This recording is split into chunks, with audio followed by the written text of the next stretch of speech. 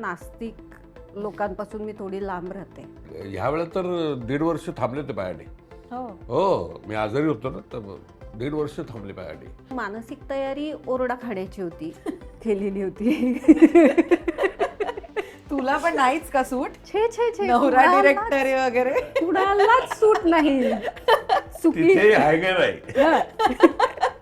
स्त्री दाक्षिण्य किंवा बायको दाक्षिण्य काहीच काय नाही, स्त्री पुरुष समानता.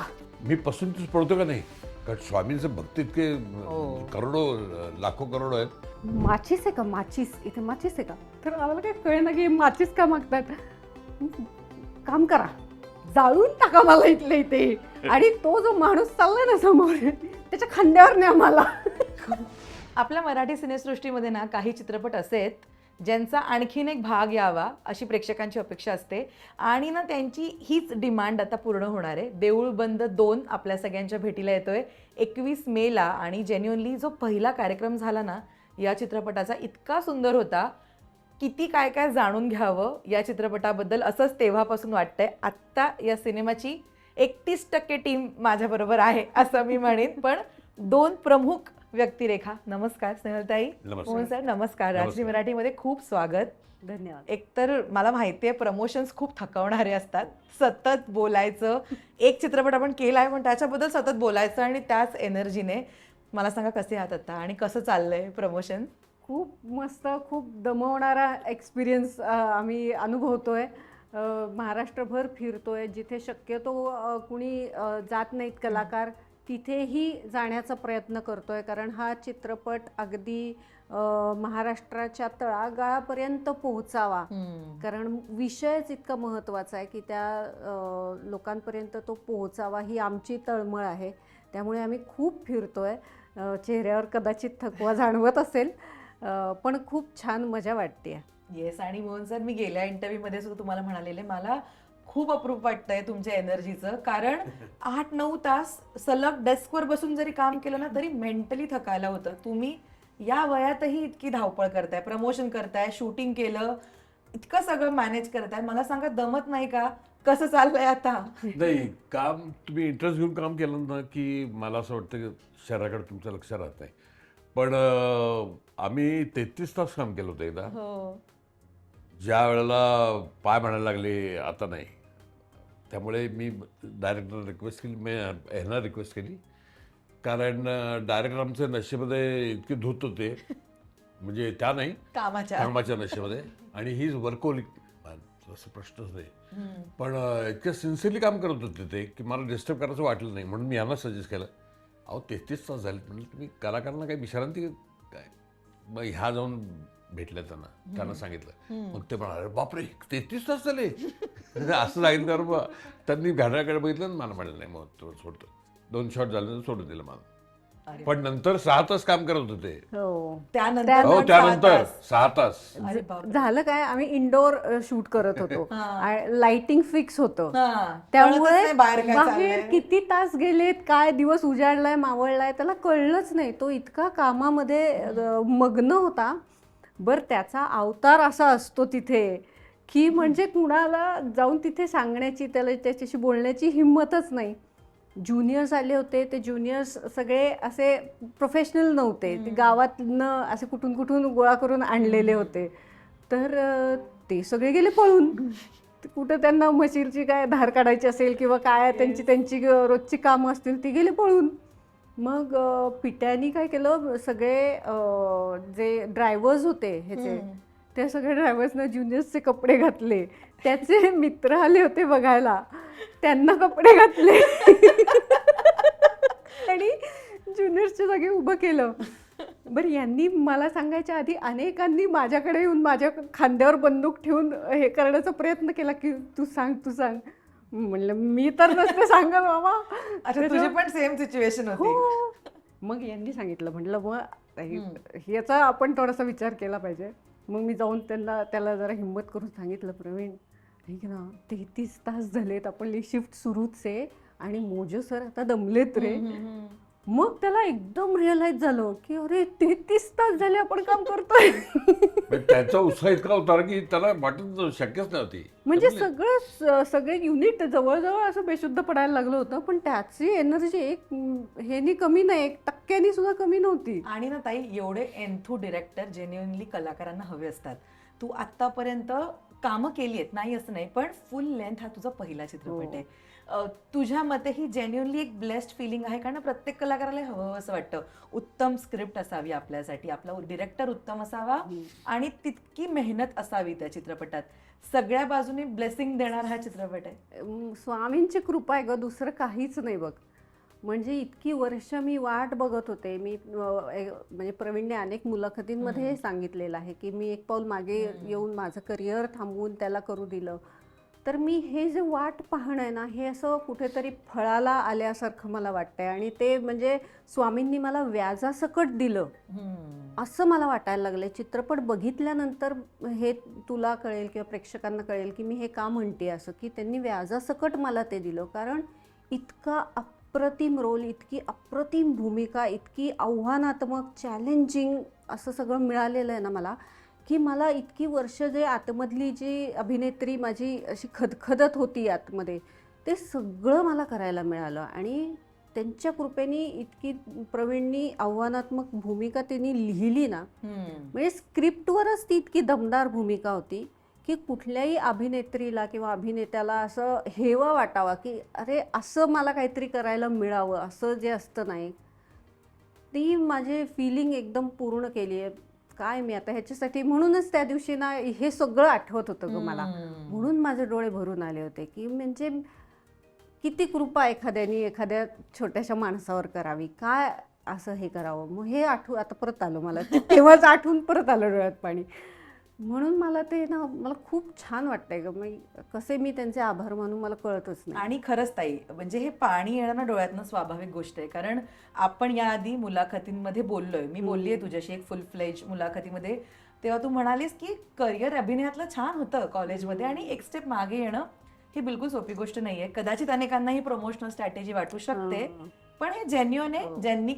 ज्यांना खरंच तू माहिती आहेस किंवा तुमचा स्ट्रगल माहिती आहे दोघांचा, त्यांना नाही वाटणार ही प्रमोशनल स्ट्रॅटेजी आहे. तर अनेकांना वाटू शकते की हा हे प्रमोशनसाठी करताय. हो, काय नाटकं आहेत, लगेच डोळ्यात पाणी आलं वगैरे असं हे म्हणतात लोक. पण शेवटी जो त्या ह्याच्यातून जात असतो आणि ज्यांनी खूप जवळून ते पाहिलेलं असतं त्या माणसाला त्या परिस्थितीतून जाताना, त्यांना बरोबर माहिती असतं की काय खरंय काय खोटंय. आणि मोहन सर, जेव्हा देऊळ बंद आला होता ना, तेव्हा आपण मुलाखत केली नव्हती, तर मला जरा थोडंसं मागे जाऊन विचारायला आवडेल, आजपर्यंत तुम्ही एवढ्या वेगवेगळ्या भूमिका साकारल्या, त्याच्यातली एकही भूमिका प्रेक्षकांच्या स्मरणातनं निघूच शकत नाही. मग तो विलन असू देत किंवा ती पॉझिटिव्ह भूमिका असू देत, मग ते आजोबा असू देत किंवा ते वडील असू देत, इतकी प्रॉमिनंटली ती साकारलेल्या भूमिका आहेत. जेव्हा आपण विलन साकारतो ना, तेव्हा एक प्रकारे ती सेट इमेज होते की अरे खलनायक किंवा Mohan Joshi is equal to खलनायक. पण तुम्ही श्री स्वामी समर्थांची जी भूमिका साकारली, ती स्टेरिओटाईप ब्रेक झाली मी असं म्हणेन. तेव्हा म्हणजे 10 वर्षापूर्वी तुमच्यासाठी काय तो एक ट्रिगर पॉइंट किंवा तुम्हाला कोणता एक मुद्दा बास होता की मी करतोय स्वामींची भूमिका? मेकअप केला मी आणि मला कळून चुकलं की बराचसं साम्य आहे माझ्यात आणि स्वामीच्या चेहरापट्टीत. त्यावेळेला मी तरणे सरांना सांगितलं, म्हटलं मी करायला तयार आहे. म्हटलं तुम्ही सांगा मी करतो. तर ते म्हणाले आपण करूया म्हणे, मिळून करूया. ते म्हणतात तसं, पण ते स्वतः तेच करतात. पण सगळं त्यांनीच केलं. आणि ह्यावेळेला तर 1.5 वर्ष थांबले होते पायाने. हो, मी आजारी होतो ना, तर 1.5 वर्ष थांबले पायाने. आणि मग म्हटलं आता करणं भागच आहे. म्हणजे किती कोणी अर्थात थांबण्याची अपेक्षा नव्हती बाई. मी त्याला म्हटलं होतं तुम्ही दुसऱ्यांना विचार करा, तर ते म्हणाले शक्यच नाही असं विचार करणं, कारण तुमच्याशिवाय कोणीच, म्हणजे असं ते म्हणत होते. कितपत म्हणजे खरंच असेल ते, पण तरी माझ्यासाठी कोण थांबलं हे मला मान्य नाही. पण थांबले त्याबद्दल थँक्स त्यांना. प्रदीपजी यांना तरडेजींना सांगेन मी की खरंच कौतुक वाटतं मला त्यांचं.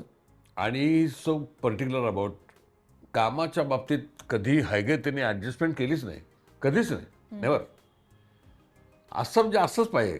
आणि खरंच करून घेतात, फार सुंदर करतात काम. हे वर्कोलिक. पण कामामध्ये आता म्हणजे चित्रपट पाहिल्यानंतर कळेल की हे आजारी होते किंवा असं काही वाटणारच नाही कुणाला. त्यांनी वाटूच दिलं नाही मला. कारण ते स्क्रिप्ट किंवा जर मी देऊळ बंद पहिल्या चित्रपटाबद्दल बोलायचं झालं तर तो लिखाणातच इतका उत्तम होता किंवा तो स्वामी म्हणजे भक्ती आणि दुसऱ्या साईडला तो सायंटिस्ट त्यांच्यातलं ते संभाषण असेल किंवा ते त्यांची ती गणित सोडवणं म्हणू देत, ते लिखाणातनंच इतकं सुंदर उतरलं होतं. आय कांट इमॅजिन की त्या स्क्रिप्टिंग किती मोठ्या मोठ्या असतील आणि त्या आजारपणातनं आपण उठून तेवढं लक्षात ठेवणं. सर हॅट्स ऑफ आहे तुम्हाला. काय होतं आता टायटलच आपलं आहे की आता परीक्षा देवाची. तर स्वामींना खूप ऍक्च्युली परीक्षा द्यायची होती. म्हणजे एक सामान्य शेतकरी जे जे करतो ते सगळं स्वामींना करायचं होतं. त्यामुळे स्वामींबरोबर म्हणजे चित्रपटात स्वामींबरोबर ऍक्च्युली अभिनेत्यांची पण म्हणजे ह्यांची पण परीक्षा चालली होती. असं झालं होतं ग. म्हणजे यांना सगळं माळरानावरती फिरणं, बांधावरती हे करणं, शेतांमध्ये फिरणं, हे सगळं हे करत होते आणि खरंच सोपी गोष्ट नाही. मी पण सोबत होते. 48-49 तापमान होतं. आम्ही डोंगरावरती एकही झाड नाही, माळरान पूर्ण, आणि आम्ही फिरतोय. म्हणजे सकाळी जे चढायचो ते डोक्यावर काय छत्री बित्री काय नाही, स्पॉट बॉईज पण खाली होते सगळे पायथ्याला. आम्ही जे चालत चालत जायचो ते थेट दुपारी लंच ब्रेकला खाली यायचो. आणि आमच्या अंगावर किमान कपडे तरी होते, यांच्या अंगावर कपडेही नाहीत, शाल आणि लंगोट. म्हणजे इतकं भाजायचं अक्षरशः. मी तर म्हणजे शॉर्टकट झाला की असं हे पतर घेऊन अशी बसायचे, अशी. एवढं ऊन असायचं, एवढं ऊन असायचं.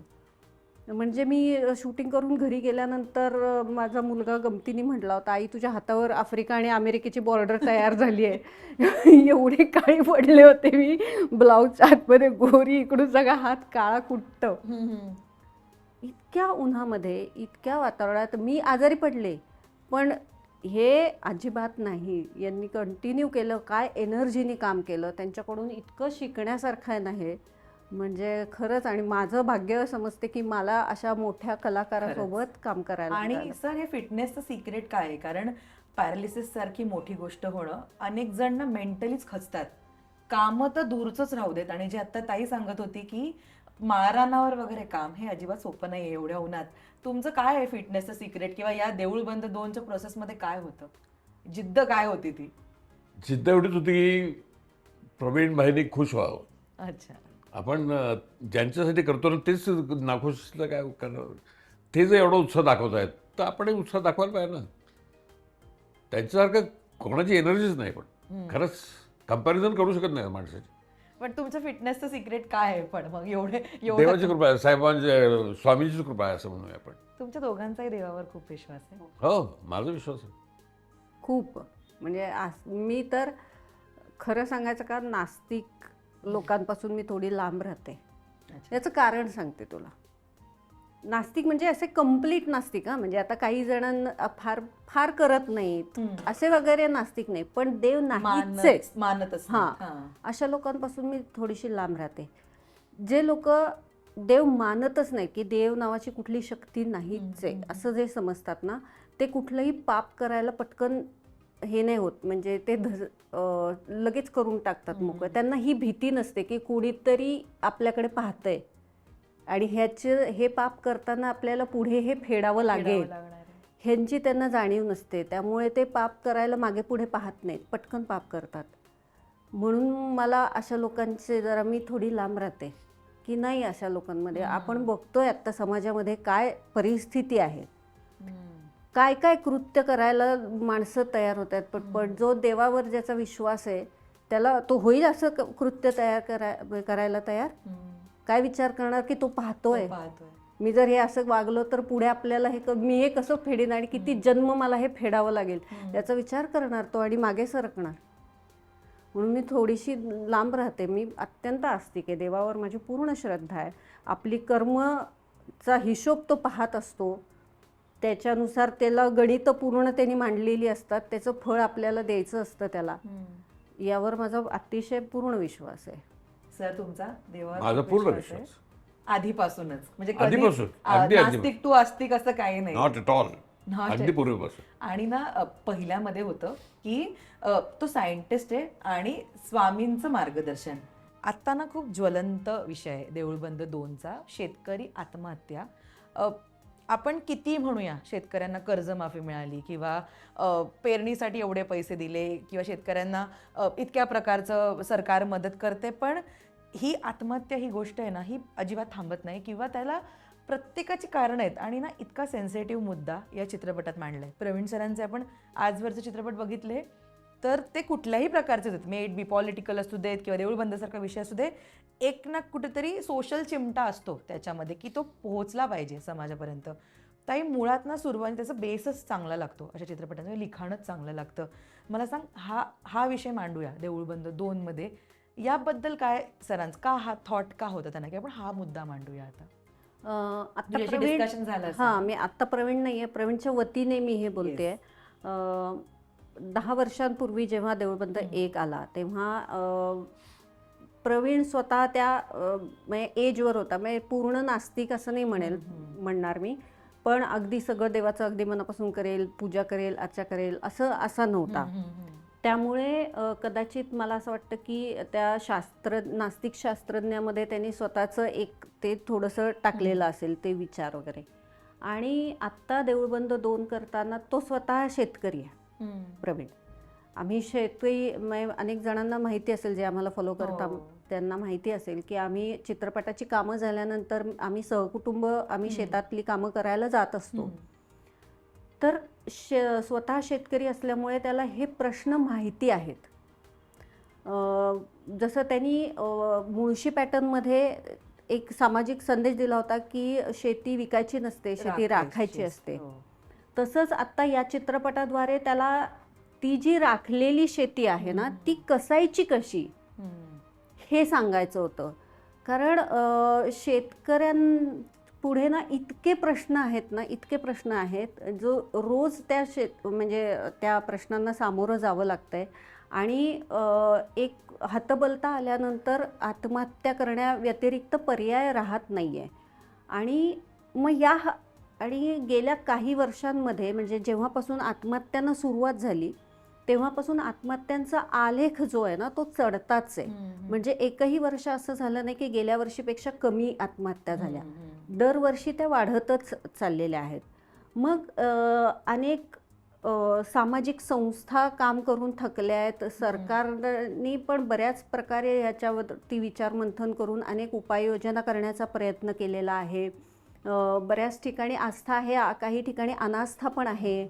असं सगळं तो भाग हे करून झालेला आहे, त्याचं चर्वण करून झालेलं आहे. पण तरी काही केल्या शेतकऱ्यांच्या आत्महत्या कमी होत नाही आहेत. तर मग शेवटी प्रवीणचं असं झालं की मग एवढं सगळ्यांनी सांगूनही मित्रपरिवार सांगतोय, कुटुंब सांगतंय, तरी आत्महत्या कमी का होत नाही आहेत. तर शेवटी मग असं त्याचा विचार झाला की आपण परमेश्वरालाच सांगायला सांगू. साधी भोळी माणसं असतात गावाकडची, म्हणजे सरकारपर्यंत पोहोचू नाही शकत. उलट त्यांना एक वेळ देवापर्यंत पोहोचणं जास्त सोपं आहे, पण सरकारपर्यंत कसं पोहोचायचं हे त्यांना माहिती नाही आहे. तर मग जेव्हा परमेश्वरच येऊन तुम्हाला सांगेल की आत्महत्या करू नका, कारण आपल्या गरुड पुराणामध्येच हे लिहिलेलं आहे की आत्महत्या हे खूप महापाप आहे. म्हणजे जे आत्महत्या करतात, म्हणजे शेतकरीच नाही कुणीही, जे आत्महत्या करतात त्यांना असं वाटतं की आपण सुटलो याच्यातून, पण तसं नाही आहे. आत्महत्या करणं हे महापाप सांगितलं गेलेलं आहे आपल्या वेदांमध्ये, उपनिषदांमध्ये. गरुड पुराणामध्ये त्याची शिक्षा सांगितलेली आहे. तुम्ही कल्पकल्पांतरापर्यंत प्रेतयोनी मिळते तुम्हाला तिथे प्रचंड यातना भोगाव्या लागतात ना, तुम्हाला दुसरा जन्म मिळत ना, तुम्हाला मोक्ष मिळत. नुसतं ते पाप जे तुम्ही केलेलं आहे, परमेश्वराने तुम्हाला जन्म दिलेला आहे. तुमचं मृत्यू हाही परमेश्वराचाच अधिकार आहे. तुम्ही त्याच्या अधिकाराच्या मध्ये ढवळाढवळ केलीत तर तुम्हाला हे नाहीये, मुक्तता नाहीये. बरोबर. हे जेव्हा परमेश्वरच येऊन सांगेल तेव्हा कुठेतरी आत्महत्या कमी होतील असा एक विचार त्याच्या मनामध्ये आला. आणि मग त्याशी ठरवलं की स्वामींनाच येऊ देत आणि सांगू देत की ह्याच्यावर तुम्ही काय उपाययोजना करा, तुम्ही कसे हे प्रश्न सोडवा. आणि कसा तुम्ही आत्महत्या करू नका तरच शेतकरी आता ऐकतील असा त्याचा विचार आहे. आणि फायनली आमचं असं सगळ्यांचं एक धारणा आहे की हा चित्रपट रिलीज झाल्यानंतर जो आत्तापर्यंतचा आत्महत्यांचा चढता आलेख आहे तो किमान एकनी तरी कमी होईल अशी आमची म्हणजे स्वामींच्या शक्तीनेच आम्ही ही श्रद्धा ठेवतोय. आणि मग एकनी जरी तो कमी झाला तरी हळूहळू तो शून्यापर्यंत आणायचा आहे. आणि मग तो शून्यापर्यंत आणण्यासाठी आम्ही एक चित्रपट कलाकार म्हणून काय करता येईल ते आम्ही करत राहू. आणि खरंच ते म्हणतात ना की समाजाचं एक रिफ्लेक्शन कुठेतरी असावं सिनेमांमध्ये, असं अनेक जण म्हणतात. आणि तू जे म्हणालीस की 1% का होईना फरक पडला तर खरंच, आणि खूप मोठा विचार आहे खरं तर हा. म्हणजे खूप करावं तेवढं कौतुक कमी आहे सरांचं की त्यांना हे सुचणं की अशा प्रकारे आपण इतका सेन्सिटिव्ह मुद्दा दाखवू शकतो. मोहन सर, तुम्ही जेव्हा ही स्क्रिप्ट ऐकली या चित्रपटाची, किंवा आत्ता 2 असं असतं ना की अच्छा आपण 1 मध्ये हे केलं, काय स्क्रिप्ट देतच नाही हातात. हो, वन लायनर नाही 33 पानं दिली मला. 33 पान. 33 पानं. हां, मी म्हणलं ते पुढचं काय, पुढचं मी सांगतो नंतर, भेटलं की सांगतो. हे भेटत नाहीतच, कधीच भेटत नाही. शूटिंगच्या वेळेस आपल्याला बघायला स्क्रिप्ट, बरं आज काय आज काय शूटिंग सांगतो, देतो पान पाठवतो. ती पान हातात शॉट रेडी झाला की येतात, तेव्हाच कळतं ते. याचं कारण आहे काय होतं, जेव्हा एखाद्या नटाला स्टोरी सांगितली जाते नॅचरली मला कळतं की तरडे सरांचं शूटिंग करतो आहे आणि असाच मेन रोल आहे माझा. नॅचरली मित्राला सांगतो की असं असं आहे, तो त्याला सांगतो, तो स्वतः ॲड करून त्याला सांगतो आणि शेवटचा प्रोड्यूस करतो पिक्चर. हो, इथपर्यंत मजल जाते लोकांची की अच्छा चांगला सब्जेक्ट हा. मग तो स्वतः डोकं लावतो आणि पिक्चर प्रोड्यूस करतो. आणि मग काय होतं की प्रवीण सरांनी केले कष्ट वाया जातात. बरोबर. असं होतं, म्हणून ते स्टोरी सांगत होतं कोणाला, अगदी लास्ट मोमेंटलाच टेकच्या वेळेलाच तुम्हाला कळतं, तेव्हाच तुम्हाला कळलं. तेव्हाच तुम्हाला कळेल. आम्हाला एंड माहित होता सिनेमाचा. मलाही नाही. ॲब्सोल्युटली काय असणार आहे शेवट, सांगतच नाही ते. तुम्ही चालू आहे suspense मध्ये लिखाण, राहा. लिखाण चालू आहे, लिखाण चालू आहे. चालू आहे. पण हे असं कधी होत नाही, जोपर्यंत पूर्ण लिखाण झालंय ते फ्लोअरवरच जाणार नाहीत ना. नाही असं होत नाही कधी. नाही? त्याच्या बाबतीत होतं का नाही मला माहित नाही, पण ते असं नाही लिहित. मला असं वाटतं की ऐन वेळेला ते टोटल आजपर्यंत काय सुरू केलं आपण, असंच केलं, याचं ग्राफ कुठं जातो इथं जातो, आय एंड असं असं ते स्वतःच्या मनात डेव्हलप करत असत आणि मग ते उतरवतात कागदावर. आणि ना म्हणजे स्वामींना मानणारा किंवा त्यांना फॉलो करणारा म्हणेन करोडोंचा एक भक्तगण आहे, करोडोंचा. 10 वर्षांनंतर आपण परत एकदा त्या भूमिकेत जातोय. तर तुम्हाला सगळ्या जुन्या आठवणी रिकलेक्ट झाल्या होत्या आता? नाही, जुन्या आठवणी नाही, पण मला असं वाटलं की मी पसंतीच पडतो का नाही, कारण स्वामींचं भक्त इतके करोडो लाखो करोडो आहेत आणि इथेच नाहीत, भारतात नाहीत, परदेशात पण आहेत. परदेशात पण आहेत. हो.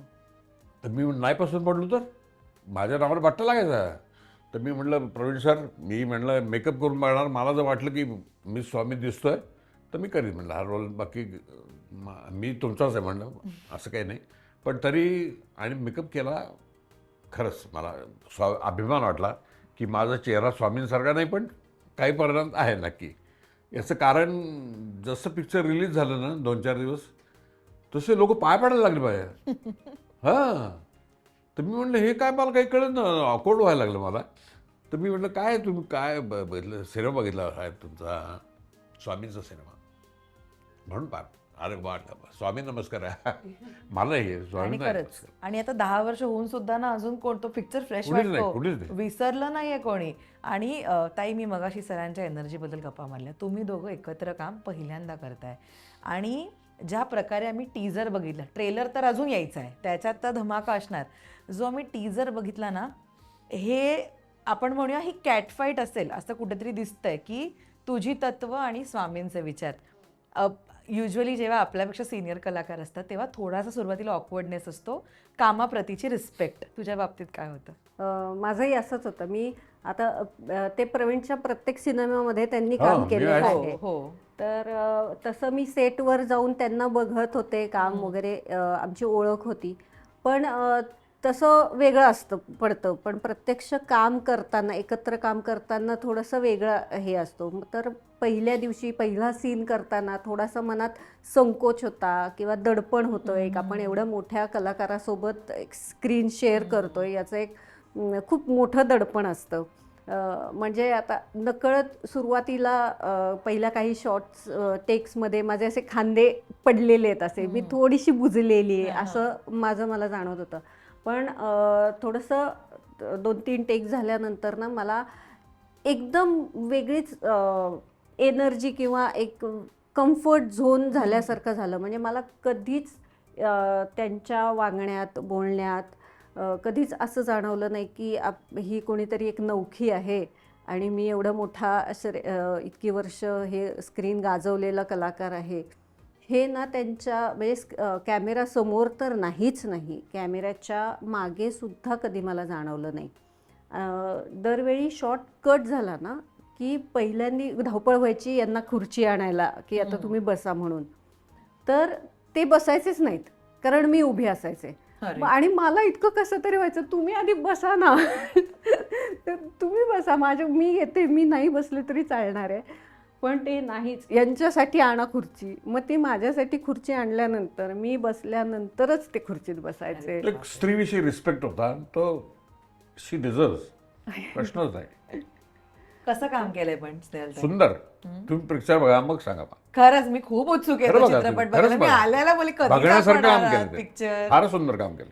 आणि ना ताई, म्हणजे अख्खा एक संपूर्ण चित्रपट आपला हा आता आपला आहे.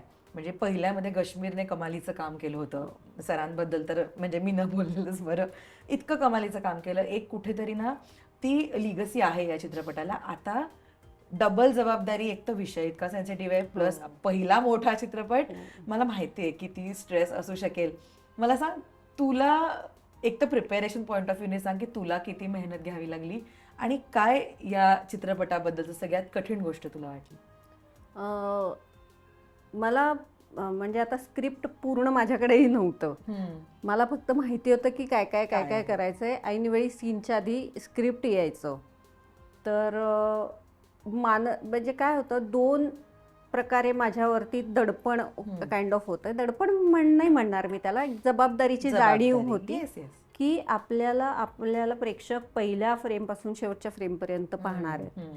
तर आपलं काम उत्तम व्हायला पाहिजे, एक अभिनेत्री म्हणून आपलं काम उत्तम व्हायला पाहिजे, ही एक जबाबदारीची जाणीव होती. इतक्या वर्षांची मी गॅप घेतलेली आहे. सगळ्यांना माहिती झालं आहे आता की मला खूप बक्षिसं मिळाली आहेत, मला अमुक झाले तमुक झाले. तर हे सगळं जेव्हा मी आता एक मध्यवर्ती भूमिका फायनली करणार आहे, तर हे सगळं जे आधी सांगितलेलं आहे त्याला मी एक अभिनेत्री म्हणून न्याय दिला पाहिजे की लोकांना तेवढं वाटलं पाहिजे की अरे हां, जे आधी एवढं बोललं गेलं आहे ते खरं आहे. तर ही एक जबाबदारीची जाणीव होती. आणि दुसरी एक नकळत जाणीव अशी होती की माझ्यावर, माझ्या चेहऱ्यावर, माझ्या कामावर विश्वास ठेवून एका निर्मात्यांनी काही करोड रुपये लावलेले आहेत. तर त्यांच्या त्या विश्वासाला न्याय मिळेल असं काम मला करायचं होतं. तर ह्या दोन्ही जबाबदाऱ्यांचं एक थोडंसं हे होतं, भान होतं. आणि बाकी तयारी, मग मानसिक तयारी ओरडा खाण्याची होती, केलेली होती. तुला पण नाहीच का सूट? छे छे छे, नवरा डिरेक्टर वगैरे कुणालाच सूट नाही. तिथे आहे का नाही? स्त्री दाक्षिण्य किंवा बायको दाक्षिण्य काय नाही, स्त्री पुरुष समानता. जो न्याय ओरडताना पुरुषांना, तोच न्याय ओरडताना स्त्रीला. ओके. तर ही एक मानसिक तयारी होती. पण काम करताना जे समाधान मिळालं ना, ते त्याच्यासाठी मी प्रवीणचे आभार मानेन की इतकी आव्हानात्मक भूमिका त्यांनी मला दिली. असं कधी कधी वाटायचं की प्रवीणने अशी फेकून मारलाय माझ्याकडे रोल, तुला रोल पाहिजे तर घे, तुला रोल घे, करून दाखव. असं वाटायचं. पण ते खूप छान असतं, म्हणजे अभिनय करणारा म्हणजे जो पॅशनेटली जो ॲक्टिंग करतो ना, त्याला ते पण हवं असं वाटतं की दे मला चॅलेंजिंग, माझ्यातलं कॅलिबर जेवढं पिळून काढता येईल तुला तेवढं काढ, मी तयार आहे, बोलणी खायला तयार आहे, मी वाटेल ते करायला तयार आहे, पण ते येऊ देत माझ्या वाट्याला. आणि ते माझ्या वाट्याला आलं, स्वामींच्या कृपेने आलं. काय मला त्या योगायोगाचंही मला फार कौतुक वाटतं की प्रवीणचा पहिला सिनेमा देऊळ बंद आणि माझी मध्यवर्ती भूमिका असलेला देऊळ बंद, ही स्वामींचीच कृपा आहे. त्याच्याबद्दलही मला फार छान वाटतं आणि खूप समाधान देऊन गेलं. ही भूमिकेत हे काम करणं मला खूप समाधान देऊन गेलं.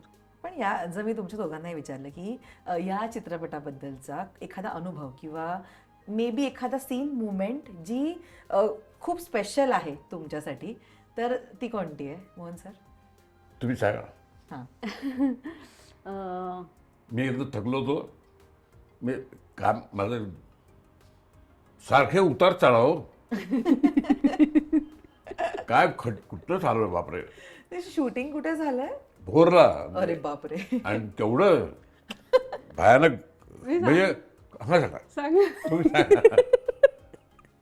एकदा ना आम्हाला असं ना नदीतून पार करायचं किंवा नदी पार करायची होती पळत पळत जाऊन, आणि प्रवीण असा नेहमीसारखा हायपर मोमेंटमध्ये, आणि हे पळतायत इकडे जा तिकडे जा, नदी क्रॉस केली. नदी क्रॉस करा, उठा बसा, इकडे जा तिकडे जा, खड्डे बिड्डे, असं सगळ्यांचं सगळं चाललेलं होतं. आणि या सगळ्याच्यात ते नदीच्या पलीकडे आले आणि तिथे घाटावर बसले. प्रवीण दुसरीकडे काहीतरी शूट करायला गेला आणि आम्ही जरा असे निवांत बसलो होतो. आणि हे बसले आणि एक रॅन्डम माणूस होता तिथे कुठला तरी, त्याने म्हणले माचीस आहे का, माचीस, इथे माचीस आहे का? तर आम्हाला काय कळेना की माचीस का मागतात. काम करा, जाळून टाका मला इथले इथे. आणि तो जो माणूस चाललाय ना समोर, त्याच्या खांद्यावर न्या मला.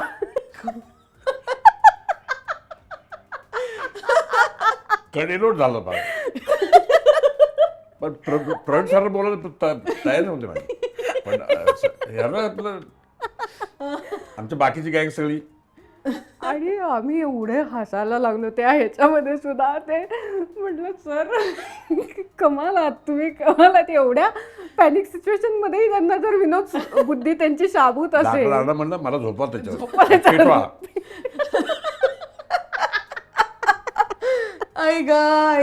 मी इमॅजिन करू शकते काय होत असेल, कारण ती एनर्जी एक वेगळ्याच लेवलला आहे. त्रास मी किती त्रास द्यायचा एका वयस्कर माणसाला. पण आता त्रास चांगलाच होतो, यात तुम्हाला नाही. चांगला होण्यासाठी करत होते ते दिसत जाणवत होतं. पण तरी शरीर बोलतोच ना माणसाचं. आणि ते काय करतात, शहरात सारखं ट्रीट करतात. म्हणजे तरुण असते त्याला पण सारखं मारा पण तसंच. नदीत सर एवढी तुमची एनर्जी तरुणांना सुद्धा लाजवणारी नाही, आहे. असं कोण नाही, एवढं पण- पळत वगैरे सीन करतं. बापरे, सगळे व्यवस्था होती. पण तरी वा, खूप मजा आली. पण पिक्चर खूप धावायला लागली. ऐक. आणि जेन्युअनली ही सगळी मेहनत आणि मजा मजा म्हणता म्हणता तुम्ही जे काही शूटिंग केलंय ते आम्ही बघणार आहोत आता 21 तारखेपासून देऊळ बंद 2 मधनं. आता परीक्षा देवाची. आणि अनेक लोक एक्सायटेड आहेत, अनेक भक्तगण एक्सायटेड आहेत हा चित्रपट बघण्यासाठी. मी का बघावा असं नाही विचारणार, पण मला सांगा दोघंही की देऊळ बंद 2 हा चित्रपट बघून थिएटरमध्ये बाहेर पडल्यानंतर प्रेक्षक आपल्याबरोबर काय घेऊन बाहेर पडतील? नाही, का बघावा हे पण मी सांगते, कारण हा विषय इतका मोठा आहे ना, त्याची व्याप्ती एवढी मोठी आहे, गंभीर आणि गंभीर आहे. आणि आपल्या प्रत्येकाच्या, म्हणजे फक्त ग्रामीण भागातल्या लोकांनी बघायचं असं नाहीये. म्हणजे तुम्ही शहरी भागात राहत असाल, तुम्ही वयाने लहान असाल, तुम्ही वयाने मोठे असाल, जेनझी असाल, यो असाल, वाटेल ते असाल, तुम्हाला प्रत्येकाला हा रिलेट होणारा सिनेमा आहे. त्यामुळे प्रत्येकाने तो बघितला पाहिजे. आणि हा विषय इतका गंभीर विषय, म्हणजे बऱ्याचदा अनेक चित्रपटामध्ये शेतकऱ्यांच्या व्यथा केवळ मांडल्या जातात, त्याच्यावरती उपायांची चर्चा होत नाही त्या सिनेमातनं. तर या चित्रपटाच्या द्वारे त्या शेतकऱ्यांच्या प्रश्नांवरच्या उपाययोजनांवरही चर्चा झालेली आहे. तर इतका महत्त्वाचा विषय असेल तर तो प्रत्येकाने बघितला पाहिजे आणि थिएटरलाच जाऊन बघितला पाहिजे. कारण या चित्रपटाद्वारे आपला महाराष्ट्र म्हणजे एक रांगडा महाराष्ट्र, इतका सह्याद्रीच्या डोंगर दरा, हे मोबाईलच्या स्क्रीनवर पाहण्याची गोष्ट नाही आहे. आपला महाराष्ट्र बघायचा असेल तर तो मोठ्या पडद्यावरच बघितला पाहिजे. कारण तो तेवढाच भव्य आहे आणि तो तेवढा भव्य फक्त सिनेमाच्या पडद्यावरच दिसू शकतो. दुसरी गोष्ट, थिएटरला जाऊन का बघावा? कारण मराठी चित्रपट सृष्टीला जर पुन्हा एक चांगले दिवस यायचे असतील ना, तर थिएटरला जाऊन बघण्याशिवाय पर्याय नाही. बरोबर आहे, बरोबर. निर्माता जेव्हा आपल्या साठी काही करोड रुपये गुंतवत असतो, तर ते त्याचे वसूल हे चित्रपटगृहातल्या पैशांनीच ते वसूल होतात. बरं, या चित्रपटातून जो प्रॉफिट येणार आहे, हे निर्माते स्वतः स्वामी भक्त आहेत, पूर्ण परिवार. त्यामुळे या चित्रपटात म्हणजे जेवढी तिकीटं तुम्ही काढाल जेवढा प्रॉफिट कलेक्ट होईल, तेवढा सगळा प्रॉफिट त्यांनी ठरवलेला आहे की आत्महत्याग्रस्त शेतकऱ्यांची जी मुलं आहेत, स्पेसिफिकली मुली आहेत. मुली का? कारण घरामध्ये काही संकट आलं किंवा काही प्रॉब्लेम आला तर मुलांच्या शिक्षणाला प्राधान्य दिलं जातं. मुलांचं शिक्षण कंटिन्यू होतं, पण मुलींचं शिक्षण हे तोडलं जातं की तू घरी थांब, त्याला शिकू दे. मग अशा कुटुंबातल्या मुलींच्या शिक्षणासाठी हा प्रॉफिट सगळा ते वापरणार आहेत. त्यामुळे हा चित्रपट घराघरामध्ये पोहोचणं आणि घराघरातून सहकुटुंब, सहपरिवार, मित्रपरिवार यांच्यासह जाऊन तो चित्रपटगृहात पाहणं फार गरजेचं आहे. येस, खरंच. आणि खूप चांगला प्रतिसाद मिळेल, आपण हीच प्रार्थना करूया स्वामींकडे. थँक्यू सो मच, तुम्ही दोघांनी इतक्या छान गप्पा मारल्या आणि ऑल द व्हेरी बेस्ट पुढच्या खूप प्रोजेक्टसाठी आणि या चित्रपटाच्या यशासाठी. थँक्यू. धन्यवाद. खूप खूप धन्यवाद.